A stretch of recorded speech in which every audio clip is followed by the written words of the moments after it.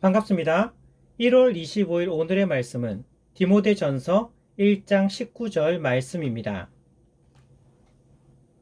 믿음과 착한 양심을 가지라. 어떤 이들은 이 양심을 버렸고 그 믿음에 관하여는 파선하였느니라. 아멘. 1월의 품성은 지혜입니다. 1월의 훈련을 통해서 점점 내가 중심이었던 삶을 버리고 점점 하나님의 생각과 하나님의 관점을 품고 하나님의 방식으로 살아가는 우리 성도님들이 되기를 소망합니다. 오늘의 실천사항은 모든 행위에 대가가 따름을 기억한다입니다. 오늘은 특별히 양심에 관하여 함께 생각해 보려 합니다. 오늘 말씀을 준비하면서 옛날에 한 방송국에서 양심 냉장고라는 이름으로 양심을 지킨 사람들에게 냉장고를 선물하는 프로그램이 생각이 났습니다. 예를 들어서 한밤중에 도로의 신호등을 어기지 않고 정지선을 지킨 사람에게 냉장고를 주는 등의 그런 형식이었어요. 그런데 왜 양심 냉장고라고 이름 붙였을까요? 그 당시에도 양심을 지키지 않는 사람들이 많았고 양심을 지키는 것은 사람들에게 큰 귀감이 되었기 때문입니다. 그런데 이 프로그램이 벌써 20년도 훨씬 넘은 프로그램입니다. 20년이 훌쩍 지난 지금, 과연 그때보다 사람들이 더 양심을 잘 지킬까요? 제 생각에는요, 그때보다 더 심해지면 심해졌지, 좋아지지는 않았을 것 같아요. 그러면 왜 이렇게 양심을 어기는 사람들이 많을까요? 우리는 종종 사람이라면 어떻게 저렇게 행동할 수 있지? 그런 말을 듣기도 하고요. 또 하기도 합니다. 하지만 분명한 사실은 복음이 아니면 사람은 점점 더 악해질 수밖에 없다는 거예요. 사람들은 선을 행할 수도 있고 악을 행할 수도 있습니다. 하지만 중요한 것이 있습니다. 신학적으로 보면요.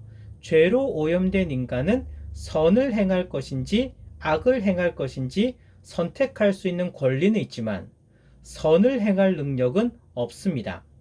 즉 하나님께서는 우리에게 자유의지를 주셔서 선을 행하거나 악을 행할 수 있는 권리는 주셨지만 그러나 죄로 오염된 인간은 선을 행할 능력은 잃어버렸고 악을 행하게 된다는 거예요. 그렇기 때문에 복음으로 변화받지 못한 사람은 점점 더 악해질 수밖에 없는 것입니다. 양심도 마찬가지 아닐까요? 믿지 않는 사람들도 어느 정도의 양심을 지키는 모습을 보일 수는 있습니다. 하지만 어느 정도라 함은 믿지 않는 사람들이 실천하는 양심은 한계가 있기 마련이에요. 하지만 오늘의 초점은 믿지 않는 사람들이 아닙니다. 믿는 우리들을 생각하는 거예요. 믿지 않는 사람들은 죄로 말미암아 선을 행할 능력도 잃어버렸고 양심도 제약을 받는다고 했다면 반대로 생각하면요. 예수님 믿는 우리들은 선을 행할 수 있으며 올바른 양심이 우리의 삶 가운데 작동해야 하는 것입니다. 오늘 본문을 보시기 바랍니다. 양심에 대해서 강조하고 있습니다. 하나님은 우리에게 착한 양심을 가지라고 합니다. 그리고 믿는다고 말을 하면서도 양심을 버린 사람들에 대하여 말씀하고 있습니다. 이 말씀은 오늘 우리가 정말 깊이 고민해 봐야 합니다. 믿는 우리들은요, 정말 양심껏 살아가고 있을까요? 세상 사람들은 죄로 인해서 올바른 양심이 작동하지 않기 때문에 그렇다고 해도 믿는 우리들마저도 과연 세상 사람들에 비하여 양심껏 살아가고 있다고 자부할 수 있을까요? 솔직히 우리들의 모습 또한 이러한 점에 있어서는 부끄러운 것이 사실입니다. 세상 사람들이 교회 다니는 사람들을 향해서 어떻게 이야기합니까? 우리가 당연히 들어야 되는 말은요.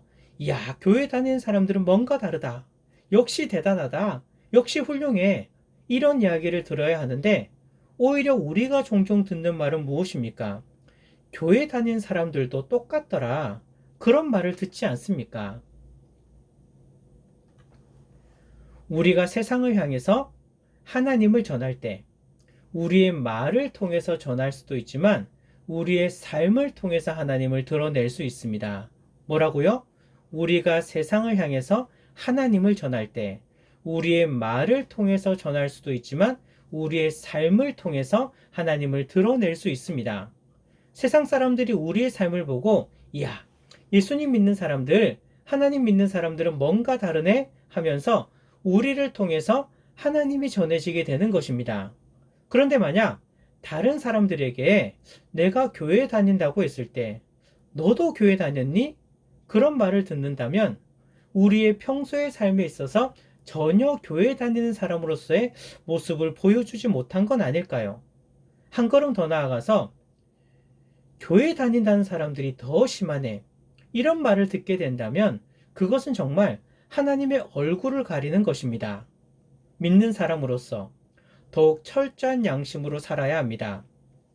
죄로 인해 망가졌던 우리들이었지만 예수님께서 우리를 위해서 십자가를 지심으로 우리의 죄가 용서받았다면, 그렇다면 우리는 더욱 그것에 걸맞는 삶을 살아야 합니다.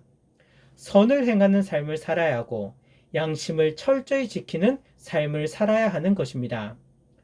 우리의 죄가 용서받고 구원받은 것은 하나님의 엄청난 은혜입니다. 죄가 용서받았다는 것은 은혜이지만 또한 거기에 따르는 우리의 책임이 있는 것입니다. 거기에 걸맞는 삶을 살아야 하는 것입니다. 선을 행하고 양심을 철저히 지키는 삶을 살아야 하는 것입니다.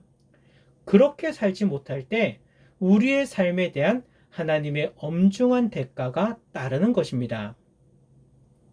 이런 생각을 해보시기 바랍니다. 세상은 죄로 말미암아 선을 행할 능력이 없고 양심의 제약이 따릅니다. 하지만 이런 상황 속에서 믿는 우리들이 더욱 선을 행하고 철저히 양심을 지키는 삶을 살아간다면 이 세상에서 더욱 빛나지 않을까요? 세상이 어두울수록 우리는 더욱 빛나게 될 것입니다. 하지만 세상의 어두움처럼 우리도 같이 어두워지면 안 되는 거예요. 어둠 속에서 촛불을 켜면 굉장히 밝아요. 이런 존재가 바로 우리의 존재입니다.